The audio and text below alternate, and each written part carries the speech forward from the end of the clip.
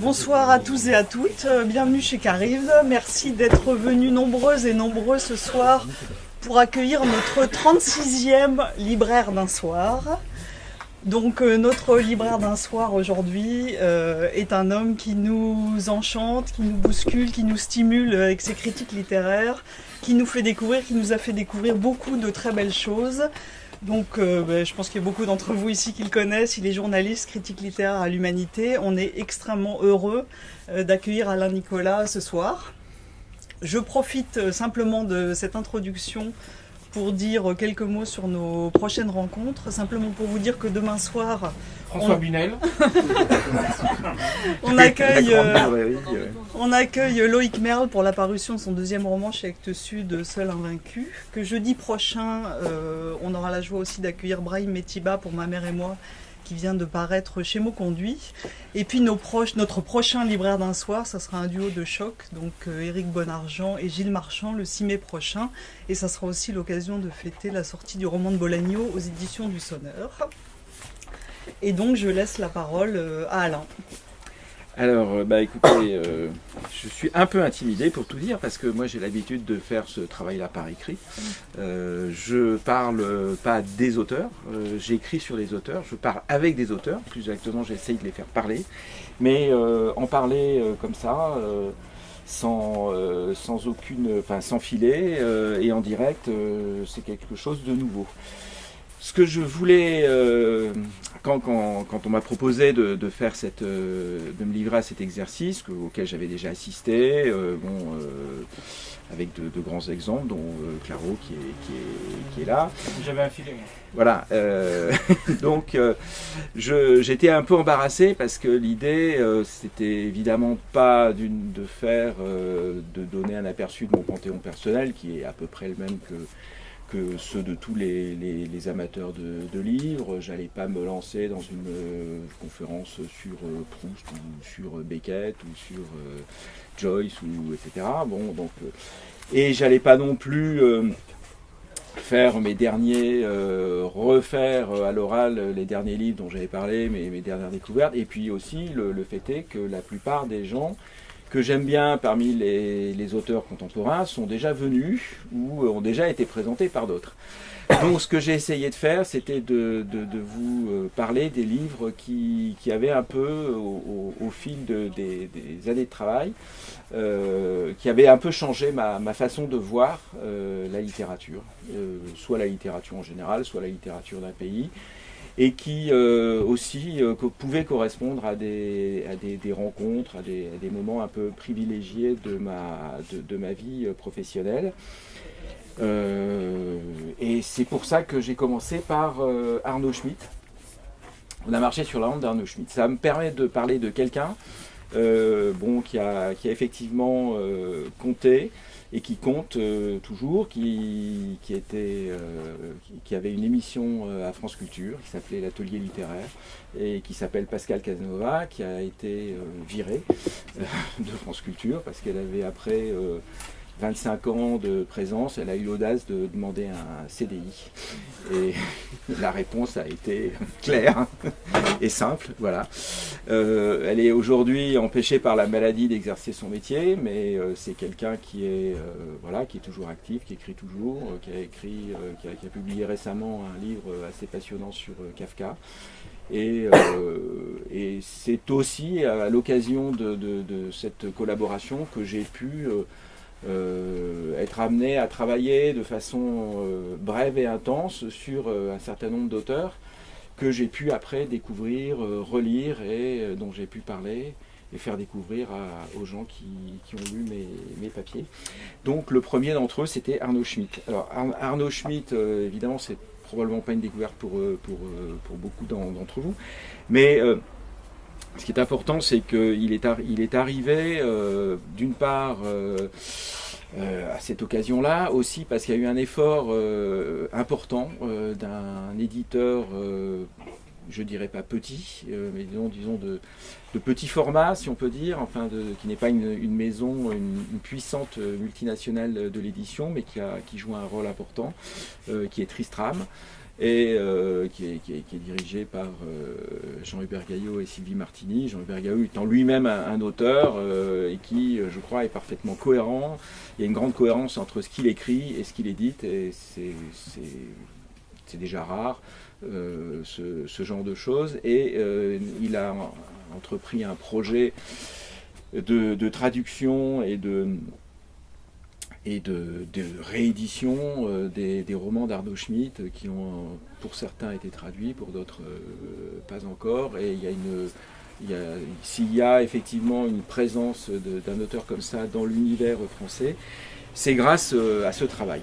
Alors Arnaud Schmitt, pour beaucoup de Français, je me souviens encore quand il y a eu le salon du livre sur l'Allemagne. Arnaud Schmitt était évidemment mort, puisqu'il est mort en 79, mais on en était encore à essayer de voir la littérature de langue allemande comme se partageant entre un courant très humaniste, représenté par Heinrich Böll, Günter Grass, et d'autre part un courant ironique et critique, mais qui était plutôt localisé à Vienne, avec Thomas Bernhard, Elfriede Jelinek, etc. Donc, bien que les deux groupes d'ailleurs aient eu des connexions historiques. Arnaud Schmitt est un auteur qui est à peu près de la génération des Günter Grass en particulier. Bon, il est né en 14.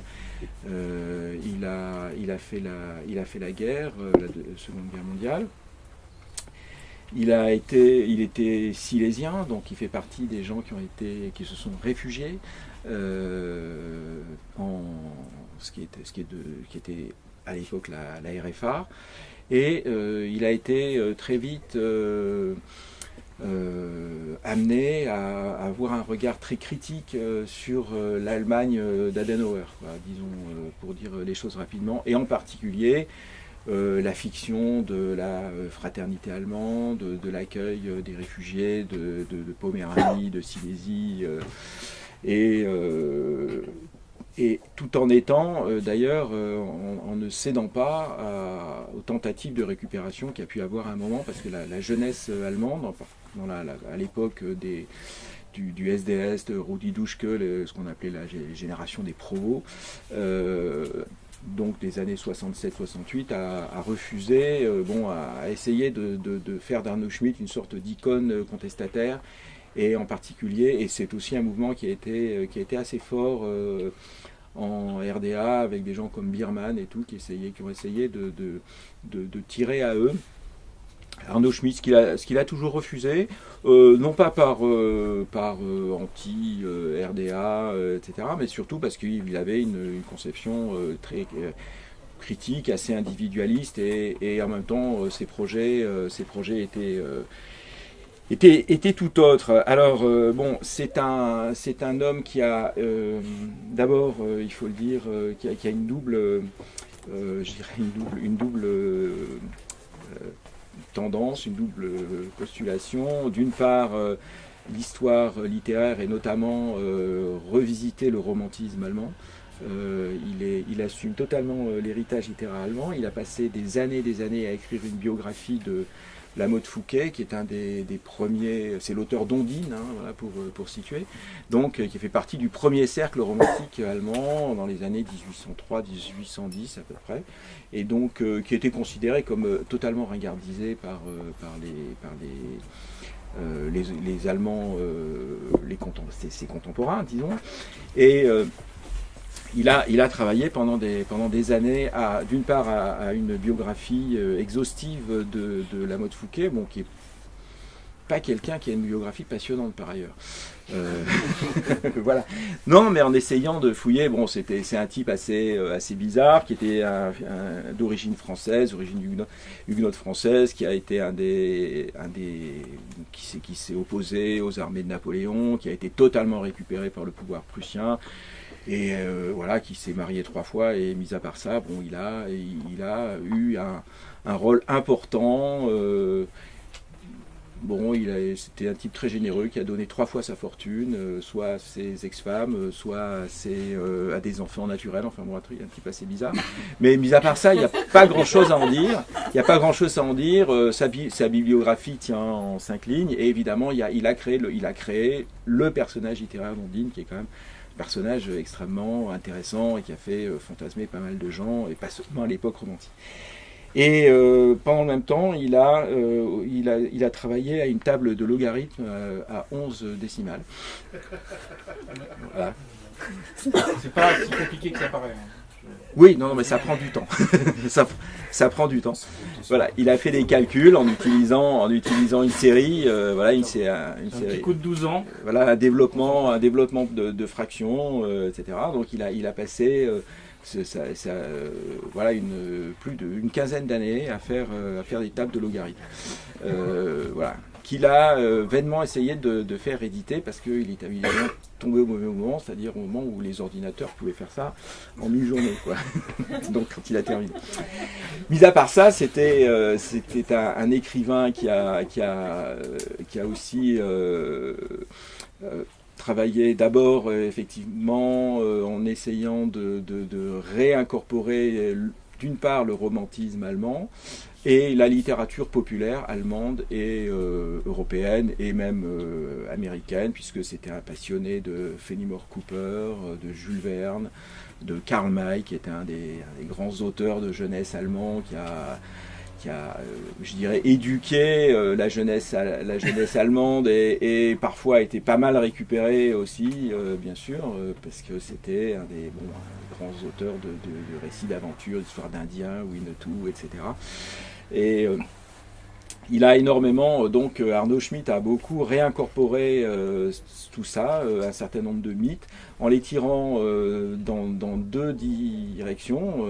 D'une part, une critique de la société allemande, d'autre part, une volonté d'affirmer un certain nombre de valeurs, en particulier de liberté sexuelle, en particulier de provocation. Il a eu un procès en 1955, il était à Darmstadt, il a eu un procès pour, alors je sais plus comment on appelle ça, pornographie et... je sais plus, pornographie et impiété, je crois, ou et blasphème, ou un truc comme ça. Donc en 55. Voilà, donc il a blasphème et pornographie, c'est ça exactement, pour un livre qui s'appelle Le paysage lacustre avec Pocahontas. Voilà, donc exactement dans ce que je dis. Et il a aussi énormément...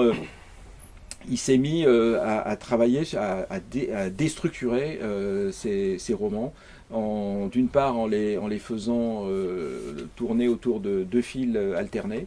C'est le cas avec On a marché sur la lande, qui sont, je dirais, il y a eu beaucoup de nouvelles. On a marché sur la lande, qui est peut-être son premier gros roman, avant une entreprise assez incroyable, qui est un roman de 1600 pages en 4 colonnes, qui était présenté sur un format qui doit faire à peu près 30-40 cm. Donc ce roman n'a pas pu être édité en typographie, et il a été édité avec une reproduction de ses manuscrits, avec les corrections, de ses tapuscrits, avec corrections manuscrites. Et ça s'appelle... Zettelstrom, voilà, je me souviens. Donc, Zettel, c'est le, Andreas Becker. Je me méfie parce que.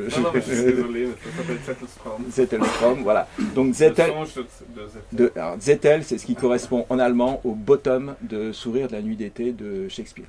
Voilà. Donc, c'est-à-dire, c'est le personnage ridicule, truculent.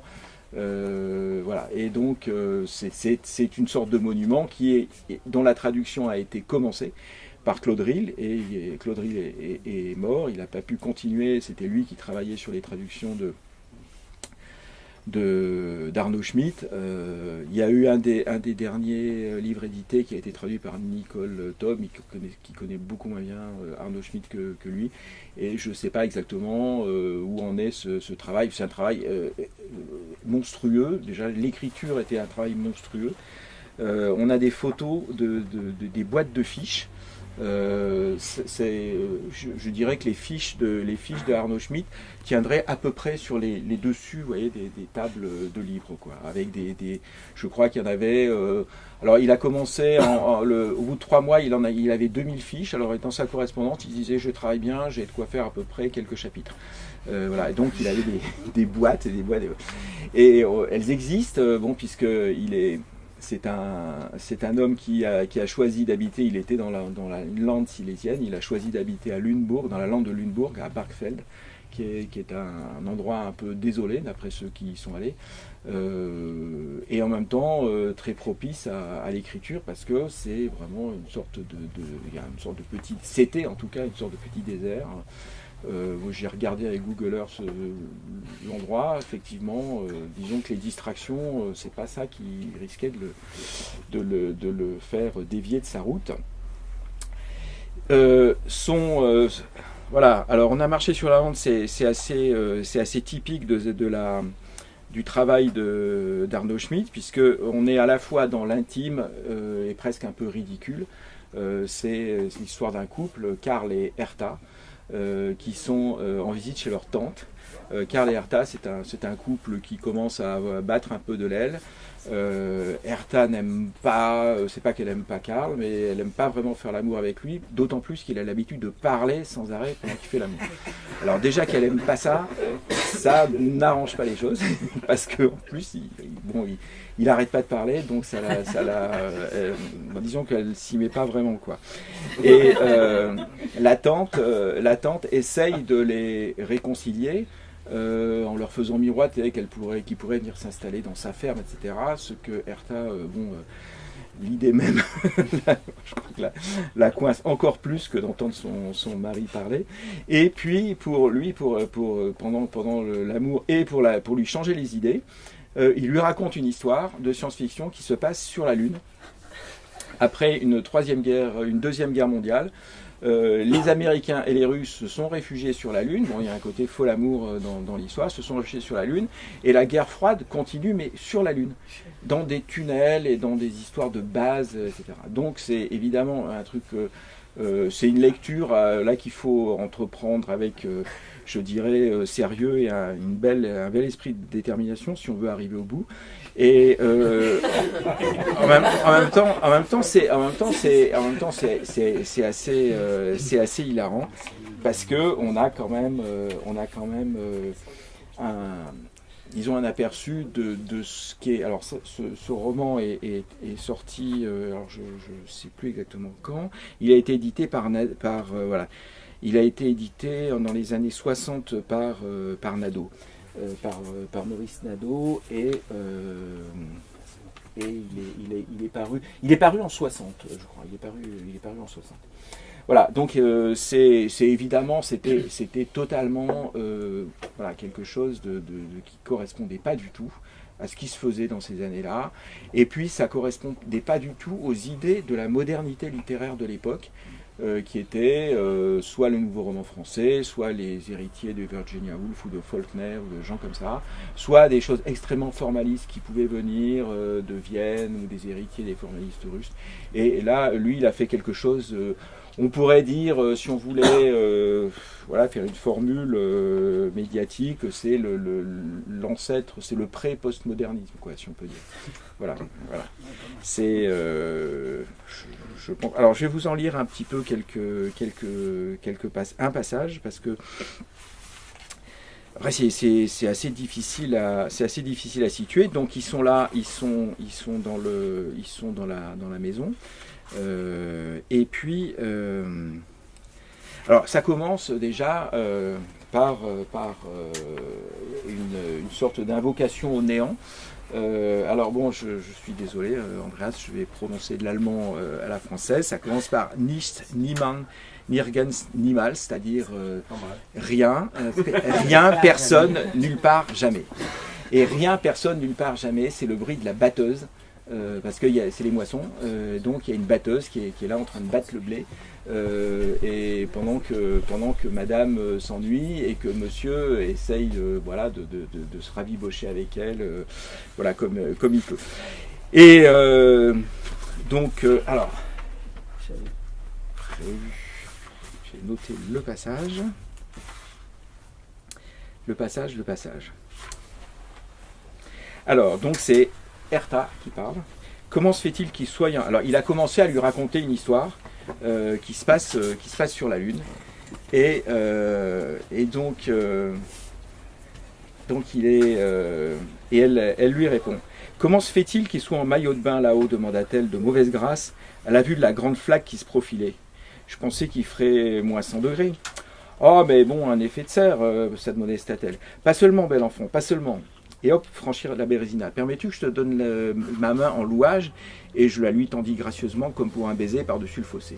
Donner en louage, singea-t-elle, haineuse.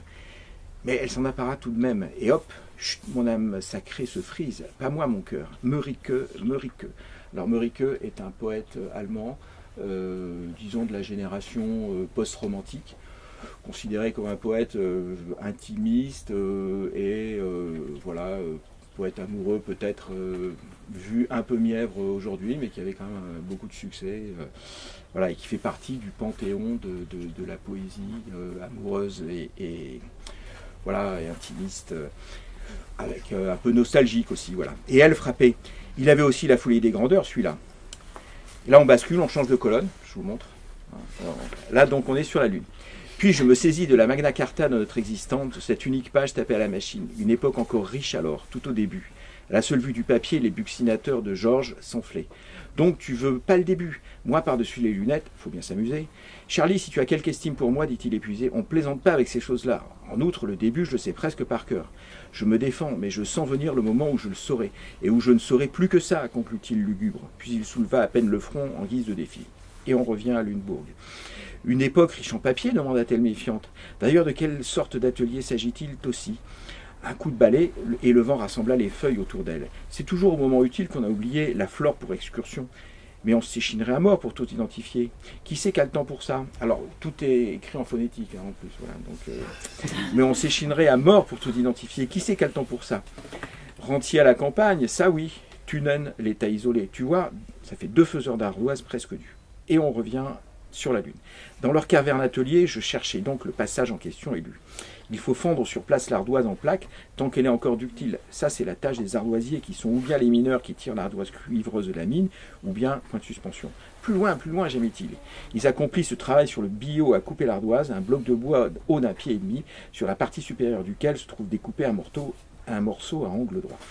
Voilà, donc on est sans arrêt entre les travaux de la ferme et des travaux qui sont censés être la guerre froide, mais qui en réalité sont une sorte de vague artisanat dont on ne comprend pas les tenants et les aboutissants.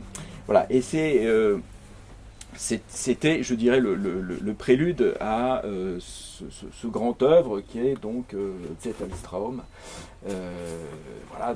qui est l'aboutissement de ce que cherchait à faire Arnaud Schmitt.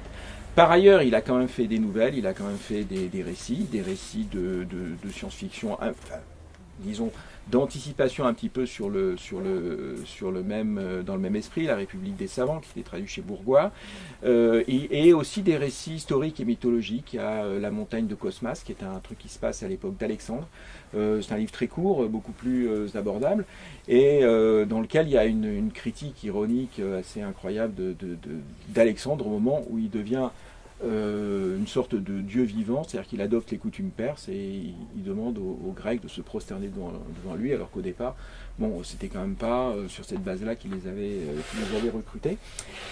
Il y a aussi Goethe et l'immortalité, qui est une belle histoire où Goethe revient aujourd'hui en Allemagne et est accueilli par un critique littéraire ou un jeune écrivain et qui essaye qui est tout content de lui faire visiter le musée Goethe, les avenues Goethe, etc.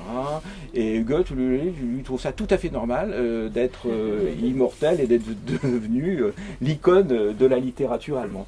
Et c'est un livre qui est là aussi qui est beaucoup plus abordable et qui est vraiment extrêmement d'une ironie incroyable, parce qu'il y a aussi toutes les mœurs des milieux culturels allemands, qui sont décrites, et ce sont 2 veines.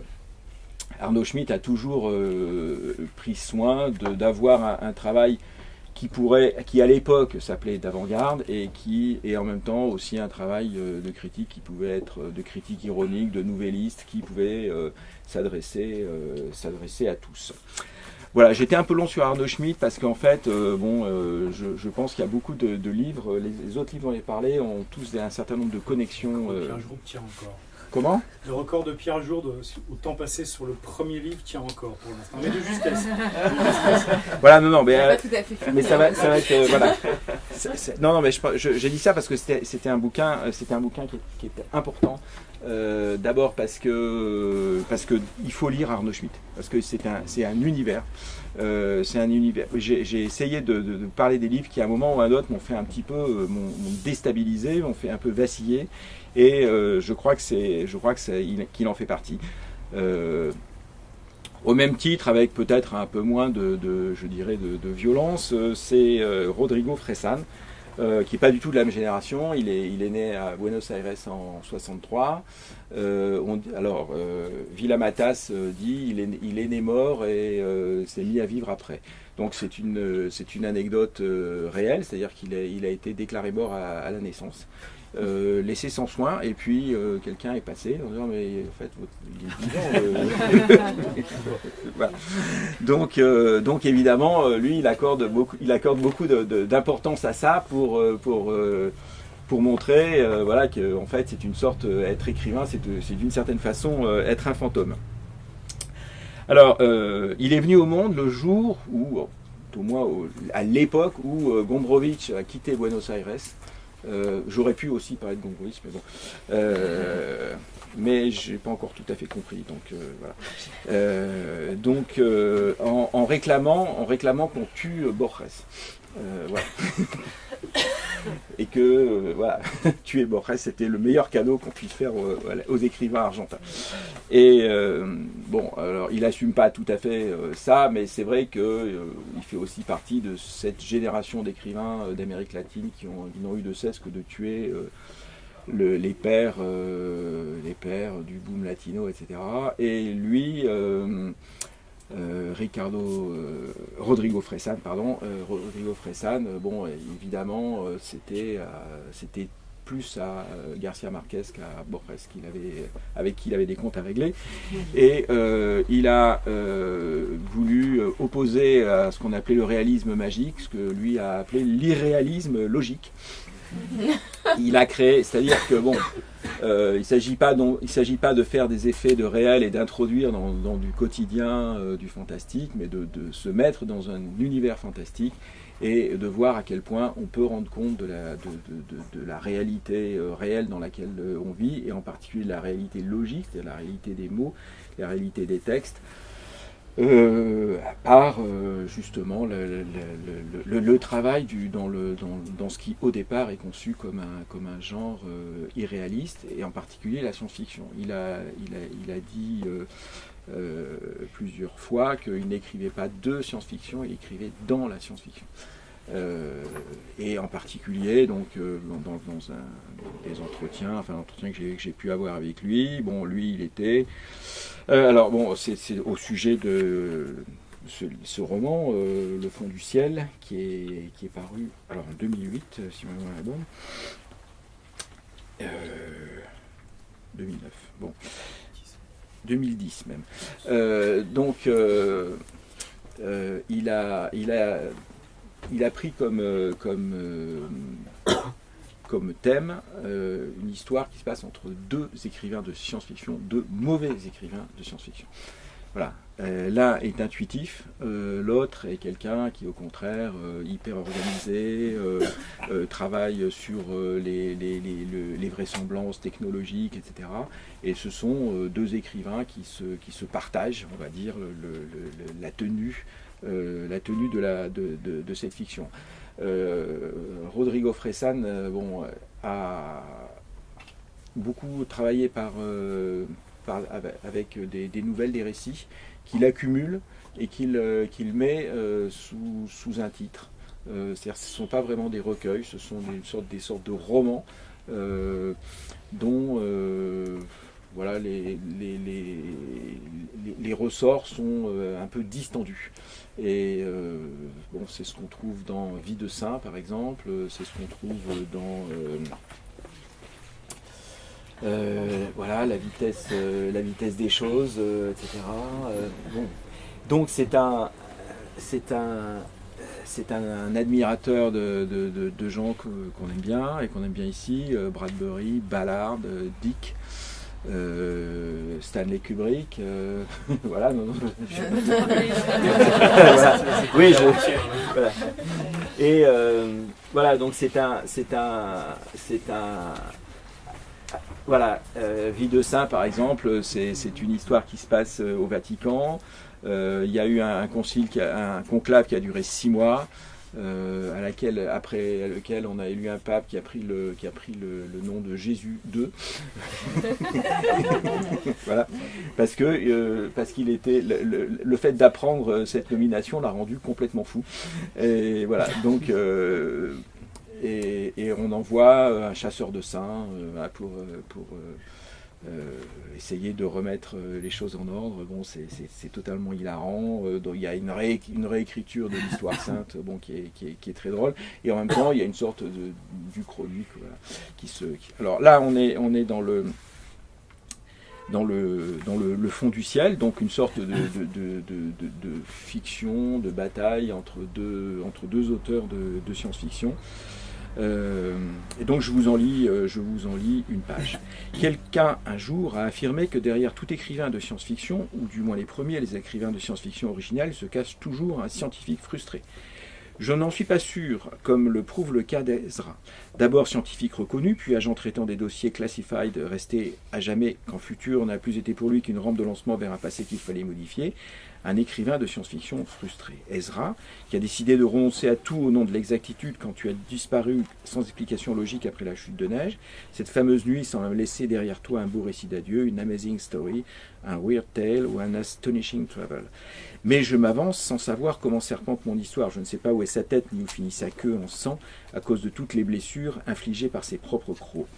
Les lointains, alors les lointains avec une majuscule, c'est un groupe. Les lointains, au contraire, soutenaient que derrière tout physicien ou astronome gisait le corps inerte mais non mort, juste en animation suspendue, d'un conteur d'histoire qui avait succombé à la tentation cosmique des chiffres et des formules. Et cependant, au bout du compte, à peine caché et top secret, il y avait assurément la promesse d'un écrivain, attendant d'être activé par un code secret dans une termination nerveuse, non au bout de la langue, mais au bout des doigts. Quelqu'un qui, impuissant et incapable d'atteindre l'extase de la spéculation illimitée, avait fini par se résigner, en simulant la fierté peu affirmée de ceux qui veulent se croire privilégiés, au mur inoxydable d'un laboratoire bien surveillé. Un code, une combinaison de chiffres et de lettres, une formule, une lourde porte de métal qui s'ouvre comme un livre sur l'une de ces forteresses, dont le centre n'est accessible qu'à l'aide d'une succession de mots de passe inscrits sur des bandes magnétiques de cartes d'acier qui te guident le long de couloirs blancs gardés par des soldats sans paupières et des caméras insomniaques. Les yeux des uns et des autres scrutent un présent pur, se nourrissent de la crainte paranoïaque qu'une apocalypse plus évoluée et plus efficace soit créée et activée dans d'autres laboratoires ou des grottes où l'on presse d'autres boutons pour que commence la fin de toute chose de ce monde. Et le défi consiste toujours à être le premier à aborder la fin. Voilà. Donc je crois que tu peux donner le nom du traducteur, non ? C'est Isabelle Gugnon, je crois bien. Je crois que c'est Isabelle Gugnon qui est la traductrice de Rodrigo Fressan, Juan Gabriel Vázquez et d'autres écrivains d'Amérique latine. Voilà, donc voilà, hautement recommandable, Rodrigo Fressan. Voilà. Gonzalo Tavares, il se rapprocherait beaucoup plus, si on voulait chercher des connexions, d'Arnaud Schmitt, avec peut-être la radicalité formelle en moins. C'est lui aussi un grand écrivain du malaise. Au Portugal, il a une double... Il est perçu de deux façons différentes, comme un écrivain qui écrit des romans extrêmement dérangeant. Et en même temps, il a créé un univers qui s'appelle le bairro, c'est-à-dire le quartier. Et il a inventé un quartier littéraire dans lequel il a mis des messieurs qui sont pas forcément les écrivains auxquels on pense, mais qui ont tous des noms d'écrivains. Alors il y a Monsieur Brecht, Monsieur Krauss, Monsieur Beckett, Monsieur Proust, Monsieur Valéry, etc. Et il a écrit des livres qu'il attribue à ces gens-là. Qui ne sont pas du tout les livres, ne sont pas ni des copies, ni des pastiches, ni des traductions, mais des livres qui sont inspirés par une idée qu'il a retenue de ces auteurs-là. Alors, des fois c'est très proche, par exemple Karl Kraus, il y a le côté satirique, politique, etc., qui est très, très, très repérable. Dans d'autres cas, Valéry, on ne voit pas bien. Voilà, et puis il y en a comme ça. Alors il a dessiné le quartier, il a dessiné les maisons. Alors il y a Walser par exemple, il habite à l'écart, hein. Il est pas tout à fait dans le quartier, il est un petit peu plus loin. Alors il les a pas tous écrits parce qu'il y en a 40, je crois qu'il y en a 40 à faire, il a dû en faire à peu près 29.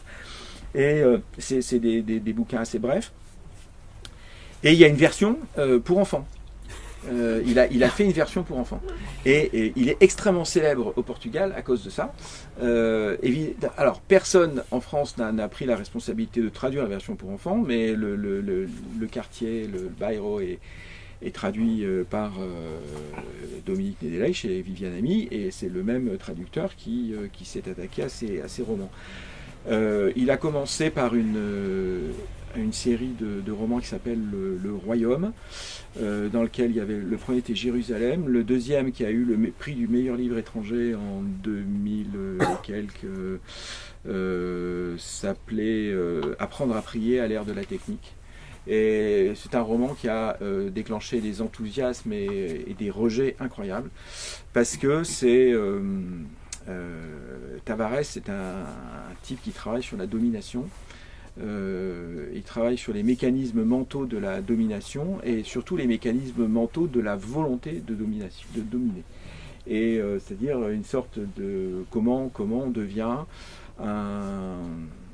soit un patron, soit un tyran domestique, soit un bourreau, soit un militaire, etc. Et donc il y a une vraie... il y a un énorme... il y a des gens qui ne supportent pas cet univers-là. Et je sais qu'en France, par exemple, il a des réactions extrêmement négatives. Les gens adorent ces petites histoires d'écrivains, n'aiment pas du tout ça. Il a aussi une énorme admiration pour Joyce, qui l'a conduit à faire une entreprise assez bizarre sous le titre de Voyage en Inde. C'est un très gros roman en vers. Comment ? C'est sublime. Oui, c'est sublime, mais c'est très bizarre. c'est très bizarre. Une sorte de... Voilà. Il a refait les Lusiades de Camões en portugais moderne, mais en vers, et en transposant dans le contemporain. Donc les Lusiades, c'est l'épopée des conquistadors portugais, donc qui vont conquérir le monde et en particulier les Indes. Donc c'est évidemment repris par Camões. Sont les épopées latines et grecques, l'Odyssée, l'Énéide en particulier.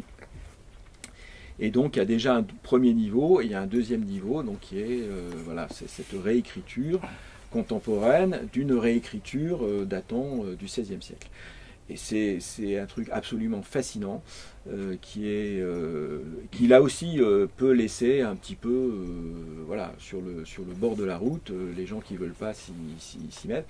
Et il y a aussi, bien entendu, lui, il refait ça en refaisant aussi l'Ulysse de Joyce par moment.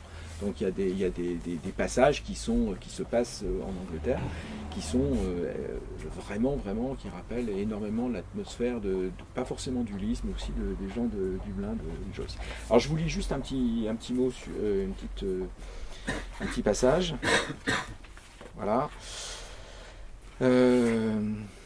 Alors c'est son premier livre. Hein.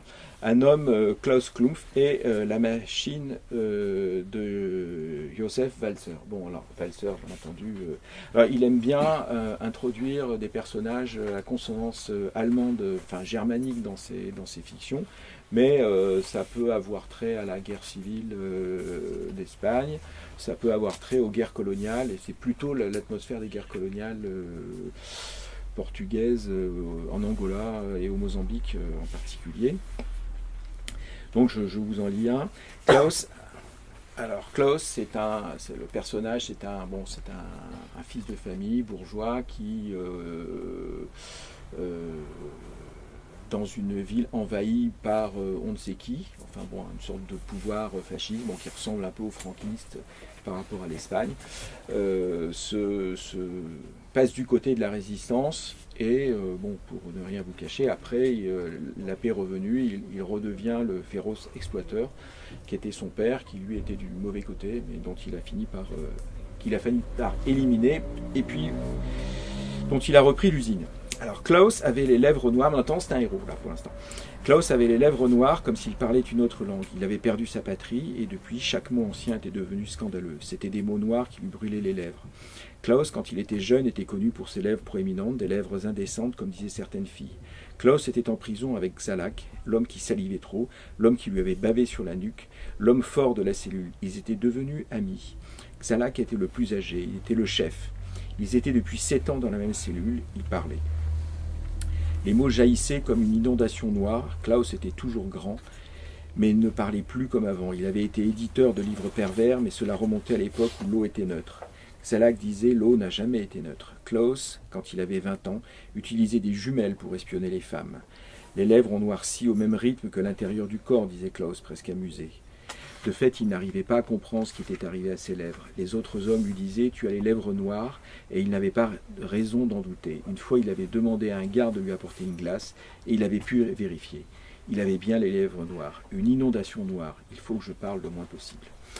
C'est tout à fait emblématique du travail de Gonzalo Tavares, c'est-à-dire qu'il y a une incorporation de la violence, aussi bien chez ceux qui la subissent que ceux qui l'exercent, qui ont des positions d'ailleurs tout à fait interchangeables dans ce domaine. Et il y a à la fois une critique féroce et une ironie vraiment très, très visible. Et en même temps, il y a toujours des échappées comme ça vers une sorte de transformation physique, sensorielle, etc. Et qui fait que ce sont des livres qui peuvent aussi conduire vers une sorte de fantastique. Et tous, aussi bien, même les plus récents, relèvent là aussi de cette même approche. Celui-là, c'est son premier livre et je pense qu'il a été très mal reçu au Portugal. Très très mal reçu au Portugal parce qu'il y avait justement, il n'y avait pas d'engagement perceptible. Il y en avait un, mais il était plus radical et critique et il y avait pas, c'était très difficile ça cassait toute identification possible et il a depuis travaillé de façon peut-être un peu plus subtile mais un peu moins radicale et je reste assez attaché à ce bouquin qui est le dernier paru d'ailleurs en France mais qui est son premier et qui est vraiment une très bonne introduction à son univers. Et pour rester un peu dans cette même ère linguistique en tout cas, Mario Bellatin, voilà, salon de beauté. Mario Bellatin, c'est quelqu'un que j'ai découvert comme écrivain et comme personne au salon du livre sur le Mexique en 2009. Là encore, il fait partie de cette génération des années 60, génération d'écrivains d'Amérique latine des années 60. Il est d'origine péruvienne, il s'est installé au Mexique, il y a un certain nombre de légendes qui courent sur lui, qu'il aurait étudié la théologie, qu'il aurait été étudié le cinéma à Cuba. On n'en est pas sûr, on n'a pas de vraies traces, c'est ce que lui laisse dire. Ce qu'on sait, c'est qu'il a enseigné la littérature à l'université de Mexico et qu'il a créé une école d'écrivains qui s'appelle l'école dynamique des écrivains. Voilà, ça s'appelle comme ça. L'Escuela Dinámica de los Escritores. Et voilà, c'est un... Alors lui, il ne se revendique pas comme écrivain, d'ailleurs, il dit qu'il est traducteur de livres inexistants. Voilà. Donc, son univers, c'est aussi un univers trouble, un univers étrange, dans lequel la réalité est difficile à appréhender. Lui-même, il est né avec une main en moins.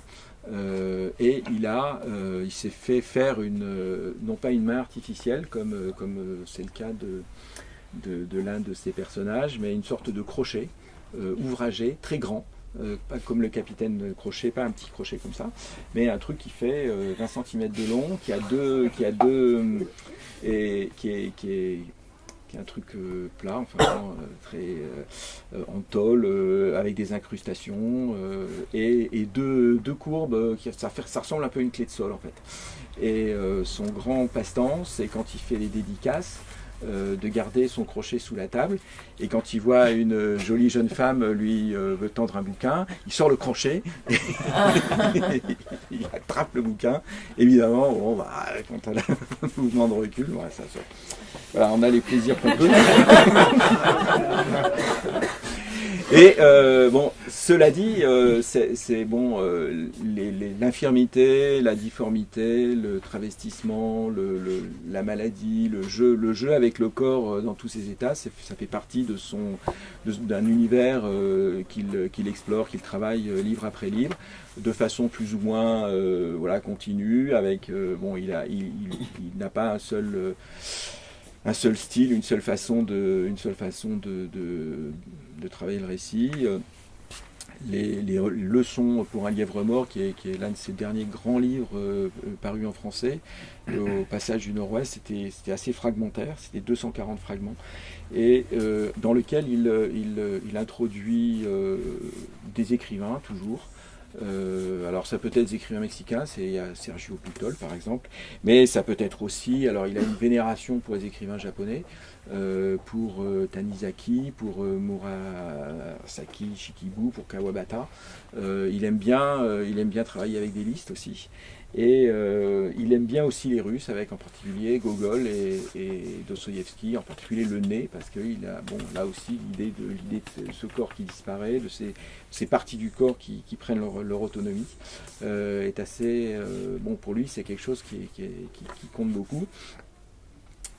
Et évidemment, une de ses grandes références, c'est Duchamp, et aussi les gens du groupe Fluxus allemand et autrichien, en particulier Joseph Beuys, qu'il cite dans plusieurs de ses livres. En particulier, il y a une phrase de Beuys qu'il cite.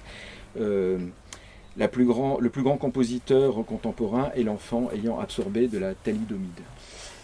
Parce qu'il est probable qu'effectivement sa mère pendant sa grossesse a eu des traitements qui ont amené ces malformations.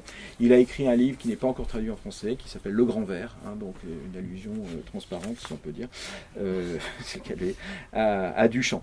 Voilà, donc je termine avant de vous lire un petit passage dans lequel il dit un texte doit être hors de toute catégorie. C'est là sa grâce, parce qu'évidemment tout le monde essaye de lui dire vous êtes quoi, vous êtes dans le fantastique, parce qu'il y a du psychologique, il y a des histoires d'adultère, des trucs comme ça tout à fait anodins. Et Salon de beauté, qui est un livre qui est paru, qui est des premiers livres parus, qui est en 1994, et il est sous l'invocation à Kawabata. L'univers le plus inhumain devient humain par la force de l'habitude, ce qui est pas mal. Et alors, je vous le lis, et puis je pense que vous allez comprendre tout de suite de quoi il s'agit. Il y a quelques années, mon intérêt pour les aquariums me conduisit à décorer mon salon de beauté avec des poissons de différentes couleurs. Maintenant que le salon est converti en un mouroir où ont terminé leur jour ceux qui n'ont aucun endroit pour le faire, il m'est très difficile de constater que les poissons ont peu à peu disparu. Peut-être que l'eau est trop chargée en chlore, ou bien que je n'ai pas suffisamment de temps pour leur donner les soins qu'ils méritent. J'ai commencé par élever des guppies royaux. À la boutique, ils m'ont assuré que c'était les poissons les plus résistants, et donc les plus faciles à élever.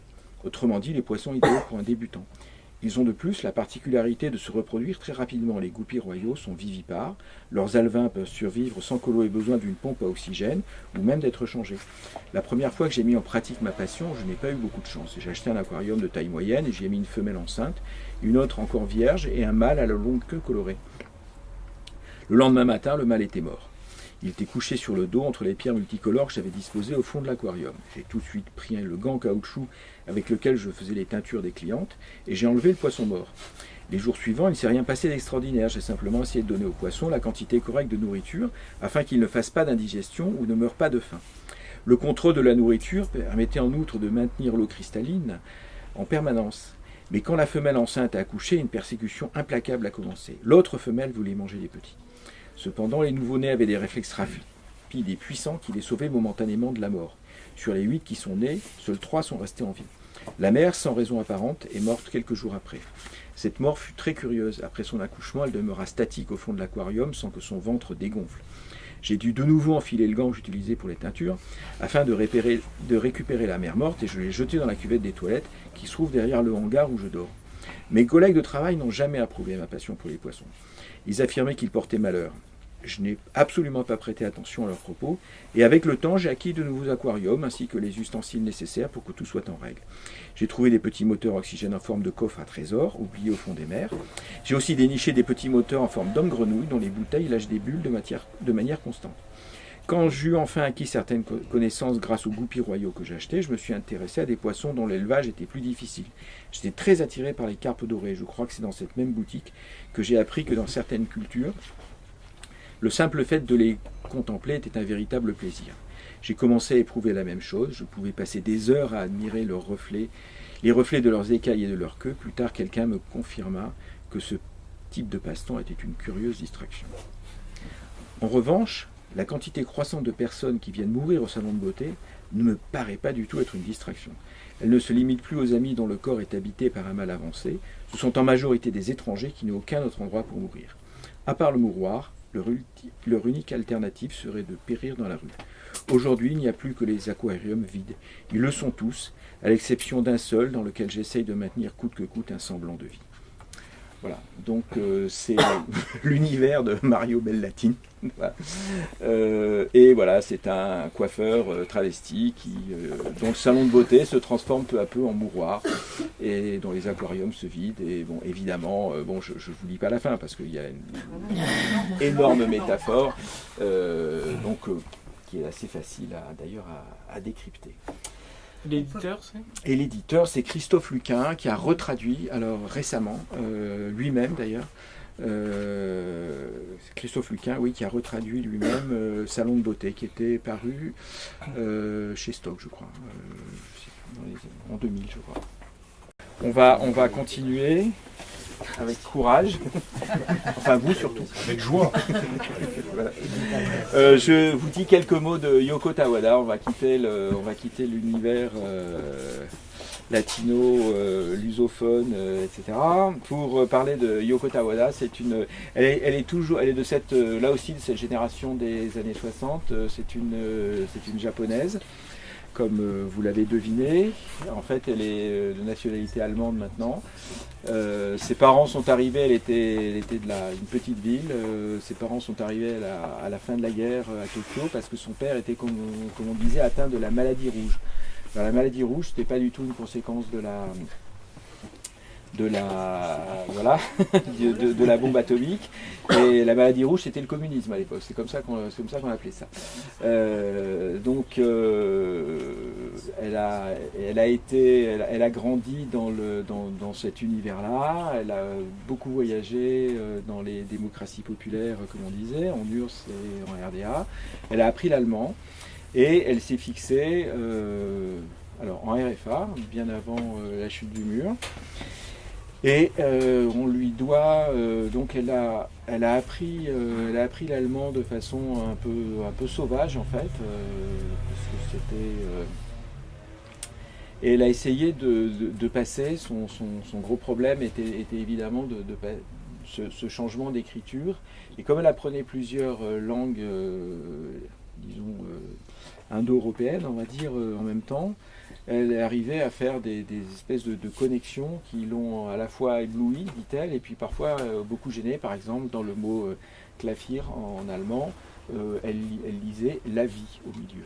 Hein, clavier, K-L-A-V-I-E-R, elle lisait la vie au milieu du clavier.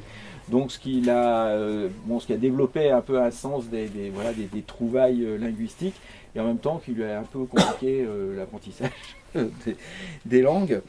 Son premier livre paru en 2001 en France s'appelait Narrateur sans âme. Alors elle tire cette idée-là d'une légende indienne qui dit que l'âme ne peut pas voyager à la vitesse d'un avion.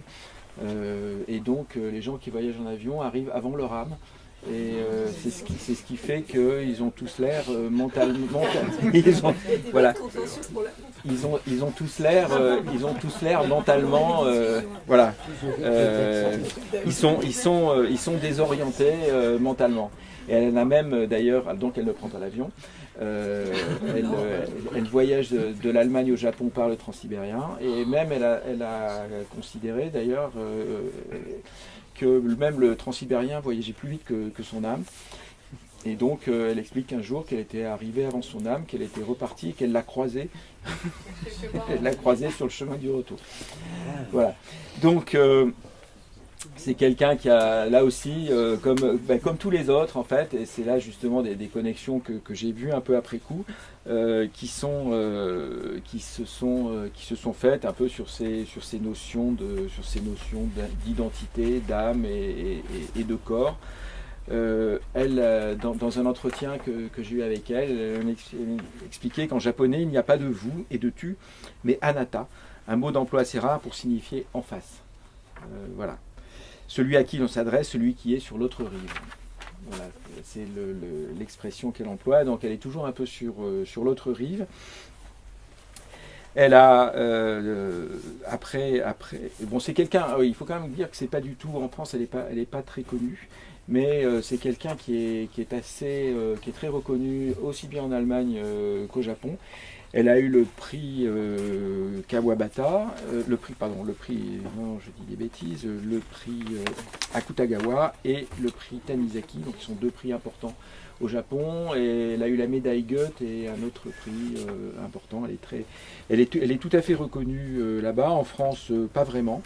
Elle a été, comme d'ailleurs Mario Bellatin, ça c'est une sorte de coïncidence après coup que je voulais aussi souligner, qui fait partie des belles rencontres que le hasard parfois nous met sur notre route, c'est que elle a fait partie des écrivains en résidence à Saint-Nazaire, à la maison des écrivains étrangers et des traducteurs de Saint-Nazaire. Et ils ont tous les deux écrit. Alors, Mario Bellatin, c'était pas son premier texte, mais c'était son deuxième texte français, est paru dans la revue Meeting, édité par Saint-Nazaire. Et Yoko Tawada, elle a été en résidence, elle a participé à l'une des rencontres sur le thème, où le Japon était invité. Bon, c'est un écrivain qui travaille énormément sur donc je l'ai dit, sur ces notions d'identité flottante, sur l'onirisme, et qui est aussi habité par la mythologie. C'est aussi pour ça que j'avais été attiré par Opium pour Ovide. Opium pour Ovide sont donc 22 récits sur 22 femmes qui portent le nom d'héroïnes des métamorphoses d'Ovide. Alors, ce ne sont pas du tout ni des adaptations, ni des traductions, ni des pastiches, ni des copies. C'est inspiré par les noms, et soit les noms des héroïnes, soit les métamorphoses en elles-mêmes.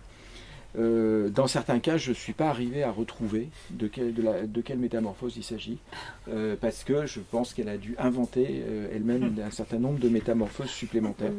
En revanche, les personnages sont bien d'Ovide. Alors je vais retrouver, j'espère. Alors je vous lis deux petits passages. Le premier, c'est Daphné. Daphné, donc, c'est cette nymphe qui est poursuivie par Apollon et qui se transforme en laurier. qui est transformée en laurier par son père, qui est un fleuve. Donc c'est une fille de fleuve qui se transforme en laurier. Alors juste je vous lis le début parce qu'elle explicite un peu le titre. Je dois à Karl Marx d'avoir pu dire adieu au mot bonheur et de m'être décidé pour le mot opium. Je feuilletais un jour ses écrits sans vraiment les lire. Dehors, il faisait déjà noir.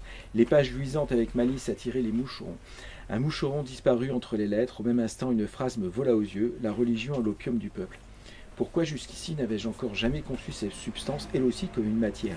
Marx écrit fer, blé, café, céréales, coton, métaux précieux, or, et il écrit opium. Voilà, donc je saute un petit passage. Une voix me lit une phrase de Marx. Le pain, par exemple, en passant des mains du boulanger dans celles du consommateur, ne change pas sa nature de pain. Cette phrase me stupéfie et je me dis que le pain, d'une main à l'autre, se transforme aussi. Donc ça peut nous servir d'introduction à un passage qui est plus... Elle écrit en quelle langue ? Elle écrit en allemand. Ah oui. Elle écrit en allemand et elle se traduit elle-même en japonais. Alors là, on est dans un univers complètement enfoncé dans son univers fantastique. On est dans une partie qui s'appelle, un chapitre qui s'appelle Latone. Latone, c'est la mère d'Apollon. Elle a une série de métamorphoses successives. Par ailleurs, c'est une prof de lettres. Alors, ce sont tous des gens qui sont dans la vie quotidienne. Ça peut se passer dans la salle d'attente d'un médecin. Il y a une métamorphose. Il y a des métamorphoses où, par exemple, l'héroïne se transforme en oiseau. Là, donc, elle a mal au dos, etc. Puis après, elle s'aperçoit qu'il y a des omoplates énormes et le médecin, un peu épaté par ce qu'il arrive à voir. Et en fait, c'est des ailes qui poussent. Il y a des choses comme ça. Et des fois, c'est sans prévenir. Et là, on est donc... alors, Latone étant la mère d'Apollon et de Diane, elle subit pas de métamorphose, sauf dans le roman, mais elle en fait subir à énormément d'autres.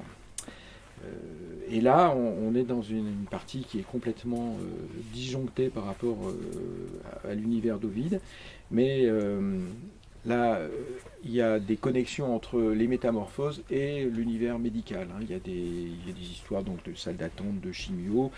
Là, il y a une histoire de perte de cheveux. Cet automne-là, Latone perdit beaucoup de cheveux. Pendant qu'elle dormait, les cheveux quittaient sa tête sans douleur, comme s'il n'avait jamais eu de racines dans son cuir chevelu. Le matin, son oreiller était couvert d'un filet de ses cheveux perdus. Longtemps controversé, l'impôt pilosité avait tout de même fini par entrer en vigueur. C'était, dit-on, le club des amis des hamsters qui était à l'origine de cette réforme.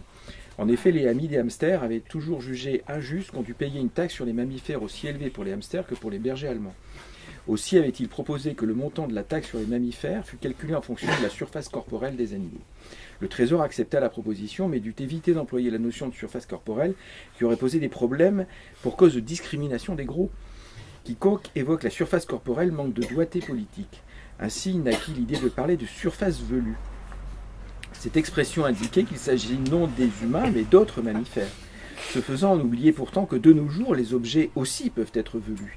Il était par exemple devenu possible, grâce aux manipulations génétiques, de faire pousser des poils sur la surface d'un bureau, d'une chaise ou d'un lit. Parmi les jeunes cadres dynamiques, c'était bien vite développé une nouvelle tendance dans l'aménagement des intérieurs. Ils avaient enfin trouvé quelque chose à câliner et à embrasser, qui fut d'un entretien facile et sans besoin affectif. Toujours est-il que la réforme fiscale se révéla désavantageuse pour les amoureux des meubles velus, car la nouvelle réglementation stipulait que toute surface velue était désormais soumise à l'impôt. Et ils ne furent pas les seuls à devoir payer sensiblement plus d'impôts qu'auparavant. Un beau jour, une poignée de fonctionnaires affirma que d'après la loi, l'impôt était également exigible si on en avait les jambes velues. Des fonctionnaires à la retraite allèrent jusqu'à procéder bénévolement à des contrôles sur les lieux de baignade. Les étudiantes peu argentées se rasèrent bras et jambes pour ne pas être assujetties à la taxe sur les surfaces velues. Elles continuèrent cependant à se laisser pousser les cheveux, car la tête était exonérée. La plupart des étudiants de sexe masculin se rasèrent eux aussi le corps. En effet, si les hommes étaient rarement contrôlés, ils ne voulaient tout de même pas prendre de risques. Les études étaient en soi suffisamment risquées et ils préféraient être à l'abri dans les autres domaines de la vie. Seuls se prélassaient sur les plages, velus comme des ours, les riches hommes d'affaires, les politiciens et leurs épouses. Le corps velu devint le symbole de la position sociale.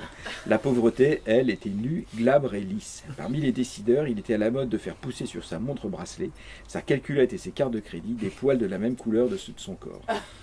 Quant aux coûteuses injections d'hormones que cela nécessitait, elles étaient déductibles des impôts. Voilà. Donc c'est une partie plutôt drôlatique de cet univers, bon, qui en comporte d'autres qui sont C'est bon, je l'achète moi. beaucoup plus dramatiques. C'est vendu quoi. Voilà. Alors il faut dire que Yoko Tawada a aussi été a publié en France en 2012 un livre inspiré par le tremblement de terre de mars 2011 qui s'appelle Souvenirs des jours tremblants et qui était un très beau livre, toujours chez Verdier. C'est traduit par Bernard Banoun, donc de l'allemand, traduit de l'allemand par Bernard Banoun. Et Souvenirs des jours tremblants, c'est évidemment le tremblement de terre. Et la figure centrale de ce bref livre, c'est ces livres qui tombent, sa bibliothèque qui se démantibule, et les livres qui tombent par terre. Et elle s'aperçoit qu'elle voit le monde maintenant que les livres sont tombés.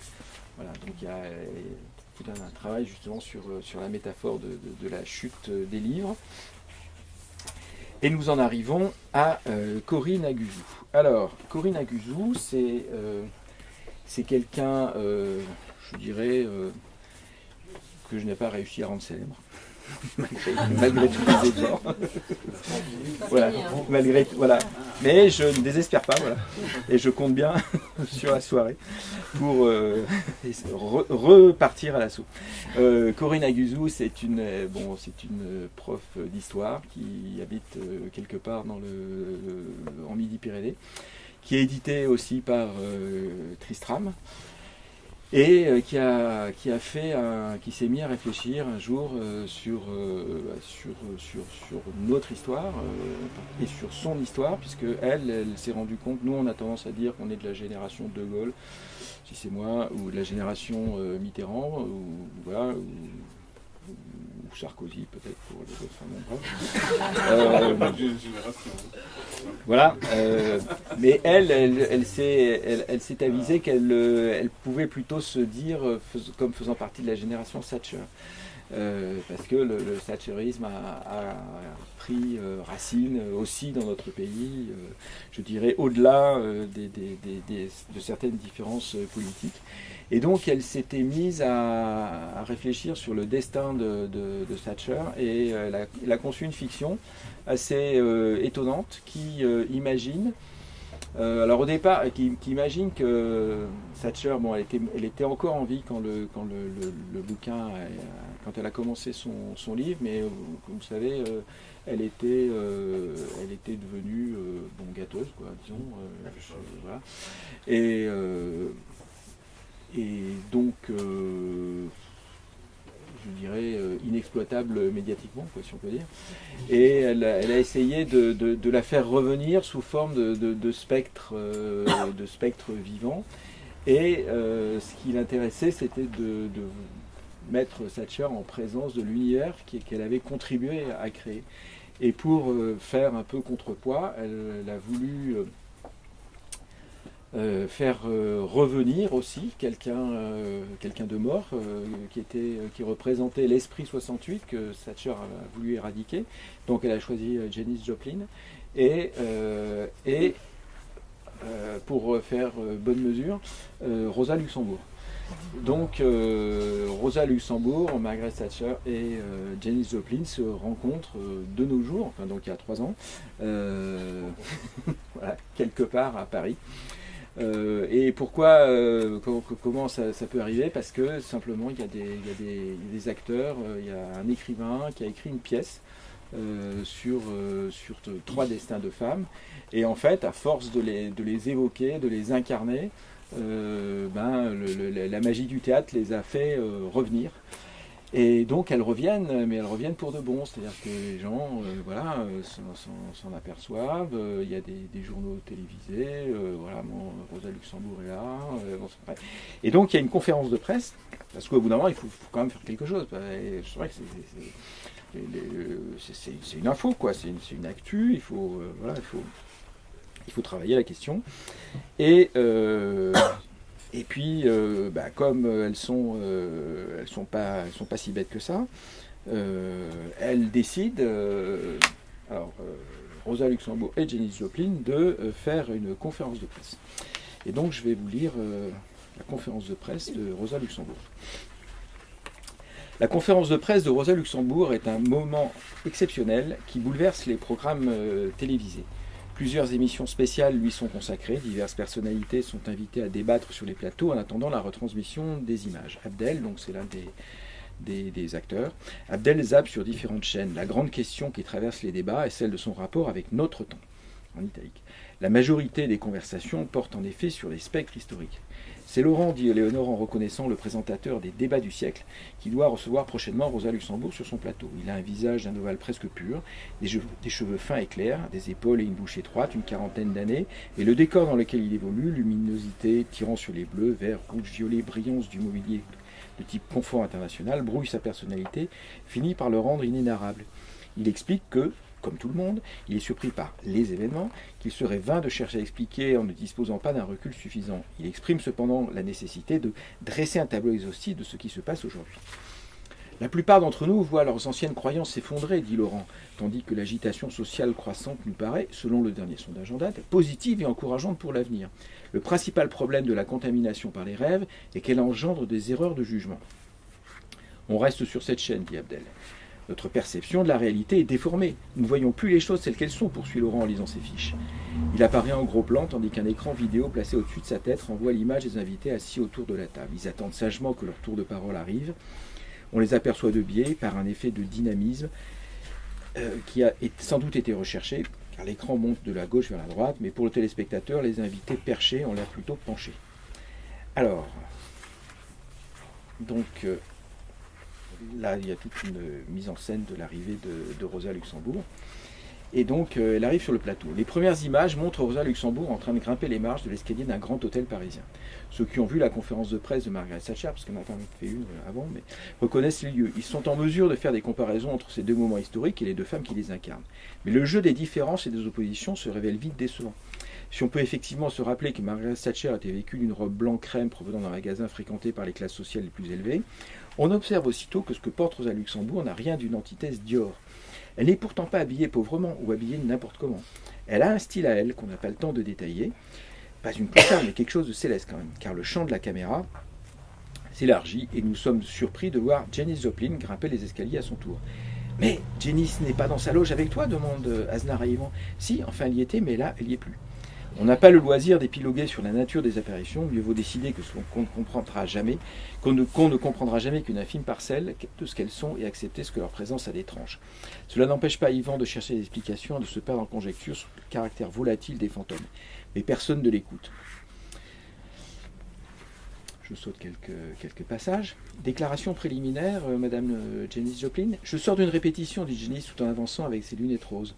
Vous vous connaissez ? Demande le journaliste. Oui, répond Rosa. Nous avons fait très rapidement connaissance. On nous a fourni au théâtre une documentation sur la pièce et les personnages principaux.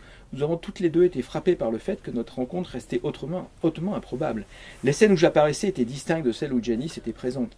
Cela semblait peut-être compliqué de faire se côtoyer des personnages issus d'époques aussi semblables, mais c'était oublier le fil rouge de l'histoire. Bien sûr, dit le journaliste.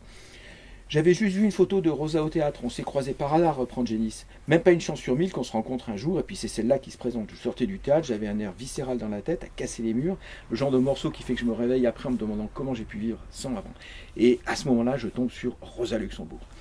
Le journaliste remercie, il commence l'interview filmée en plan américain.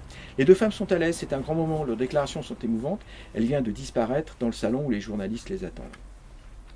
La salle est bondée. Rosa Luxembourg et Janis Joplin s'assoient derrière une table et des micros. À peine assise, Rosa se relève et fait aussitôt une déclaration hors micro avec une étonnante voix de tribun. Ses phrases se succèdent parfaitement détachées et scandées, et ses gestes aussi sont éloquents. En fait, elle est théâtrale. Le temps qui passe nous rend moins expressifs, nous intériorise ou nous lisse. Elle explique que l'intérêt de l'époque actuelle, c'est qu'elle permet d'ouvrir une discussion sur la cause impossible de l'histoire. Celle-ci, si on la raconte du point de vue des exploités, des opprimés et tout autre. L'universalisation du critère de la rentabilité capitaliste impose un seul monde commun à tous. Mais les révoltes, les révolutions, les mouvements d'émancipation courent toujours sous cet ordre qui aujourd'hui a fait de la raison émancipatrice un instrument de la domination. Ce n'est pas tout, dit-elle. Après cette phrase, elle change de registre, elle évoque Marx. Le vieux, dit-elle, visiblement émue, je ne l'oublie pas, c'est lui qui a donné une voix aux sans-voix. C'est vrai, souffle Aznar, assez ému aussi. Rosa change alors de nouveau de registre, comme le ferait une formidable actrice. Si je suis aujourd'hui, c'est parce que j'ai dû oublier de préciser une ou deux petites choses. Rire dans la salle. Les temps ont changé. Voilà, je vous laisse finir la conférence de presse de Rosa Luxembourg, qui est un très très beau moment. Voilà. De ce livre qui s'appelle Les rêves de l'histoire, donc de Corinne Aguzou, qui, j'espère, ne va pas rester trop longtemps inconnue. C'est ce seul livre? Non, elle en a fait deux autres, qui sont, je dirais, un peu plus classiques, mais qui sont pas mal. Et voilà, surtout, elle a vous voyez le ton. Hein, c'est ça. Alors, il y a un bouquin qui s'appelle La Révolution par les femmes et un autre qui s'appelle Printemps. Là, on est sur un registre beaucoup plus décalé et ironique et qui est très réussi parce que bon, ça se lit évidemment d'une traite et puis bon, toujours avec le sourire. Et je vais terminer avec il faut toujours garder en tête une formule magique parce que bon, j'avais envie qu'on parle un peu de poésie, qu'on en entende. Et je ne pensais pas que Virginie Poitrasson, qui en est l'auteur, allait être là, allait venir. Je m'angoissais un peu à l'idée de ne pas pouvoir rendre justice à ses textes, parce que, bon, comme vous avez remarqué, je ne lis pas très bien. Et lire de la poésie, c'est quelque chose de encore plus dur.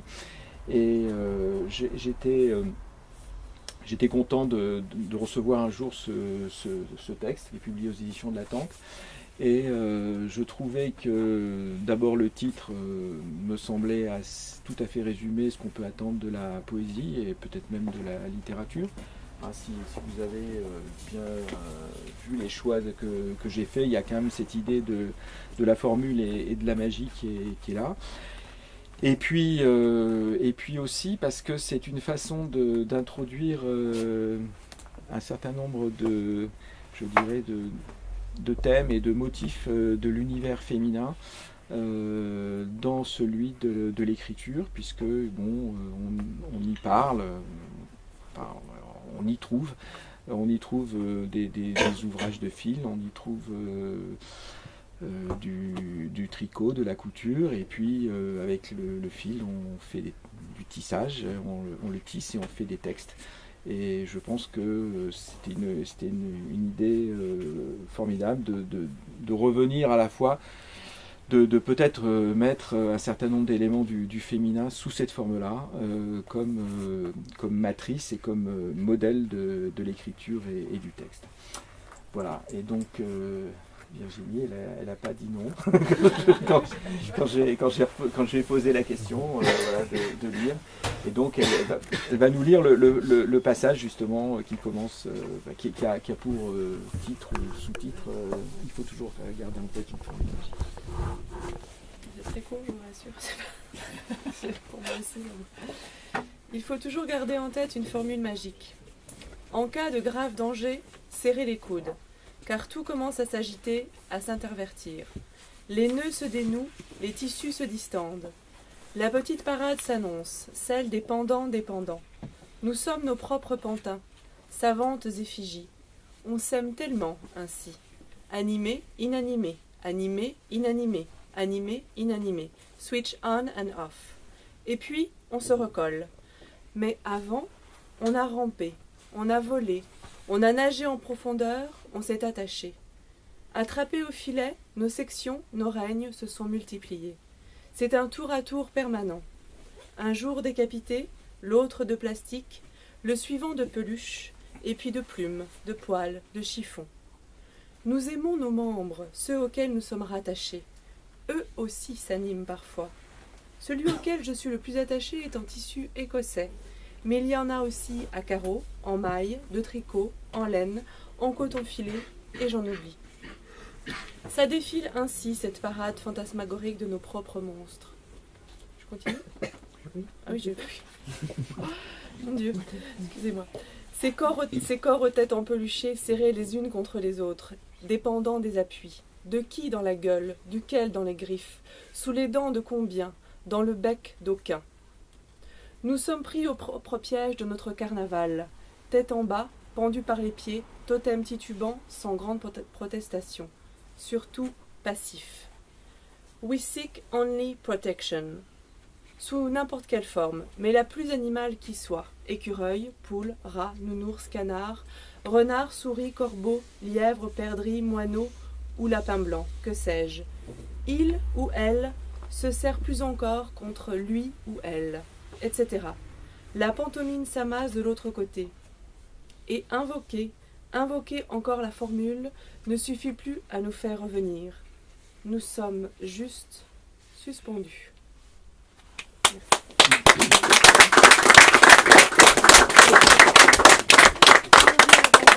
Merci d'avoir accepté de tomber dans le piège.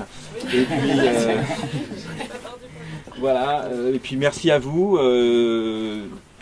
Je dis merci aux écrivains qui ont écrit ces livres, aux éditeurs qui les ont édités, aux traducteurs qui les ont traduits.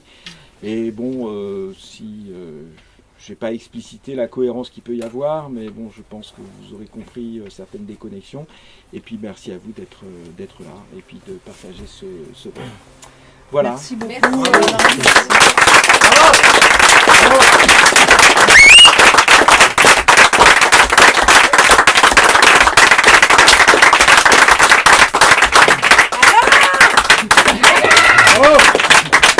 Je voulais vous dire aussi qu'il y a on a prévu une soirée à la Maison de la Poésie dont la date n'est pas encore tout à fait fixée, mais qui sera probablement aux alentours du 28 mai. Et bon, il y a certaines des personnes qui sont là ce soir qui y participeront. Et puis voilà, ce sera un tout autre, un tout autre programme, mais voilà, on va retrouver un certain nombre de choses. Et je vous invite d'avance et bon, on va scruter la page de la Maison de la Poésie et puis vous verrez ça. Voilà. Et le 28 avril, il y a Rodrigo Frezan qui sera à la Maison du Brésil pour des conversations fictives. Et donc voilà, nous on y sera. Ah ben voilà, formidable. On espère vous y retrouver. Merci beaucoup. N'hésitez pas à boire un verre, à acheter les 7 livres présentés par Plusieurs exemplaires.